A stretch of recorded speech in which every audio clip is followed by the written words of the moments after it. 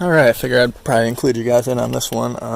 First little upgrade. I'm getting ready to install the sub again that I had in the last RAM. These little tweedy little 3.5-inch dash speakers. Yeah. So there's the factory one. I'll show you the ones I'm putting in. They're Hertz. I think they're like 80 bucks or something. Definitely a lot beefier. These alone is really all you need to upgrade the bass, 6-speaker system. Here's a side-by-side comparison.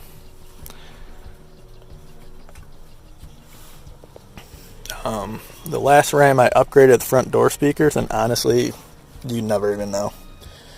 These dash speakers overpower the door speakers, mostly by design, because as you can see, door speakers fire off at your knee, which is kind of pointless, where the dash ones fire off the windshield to your face.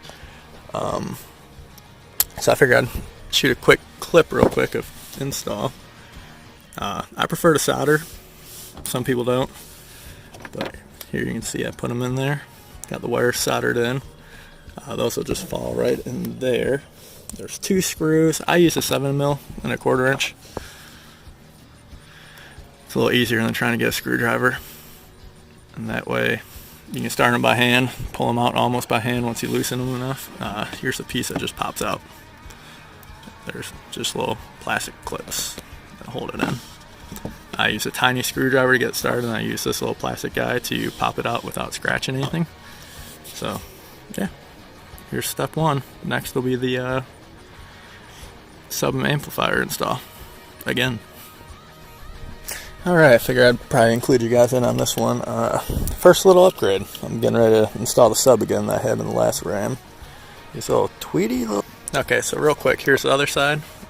So I started popping up, and this is what I used to kind of pry it up to here, and then boom, kind of pulls right out.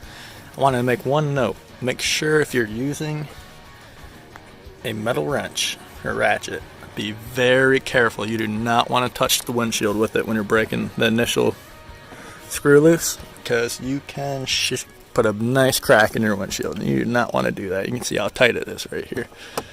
See, once you break it loose, though, you can take just a socket in your finger. Sorry, dropped it.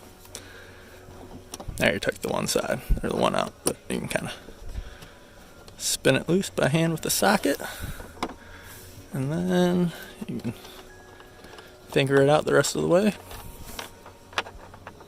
and then just pull her out. And then I just clip. I want to leave a little wire in case I decide to put them back later on for whatever reason. That way you can just, redo the connector.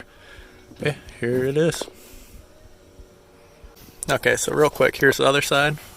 So I started popping up, and this is what I used to kind of pry it up to here, and then boom, kind of pulls right out.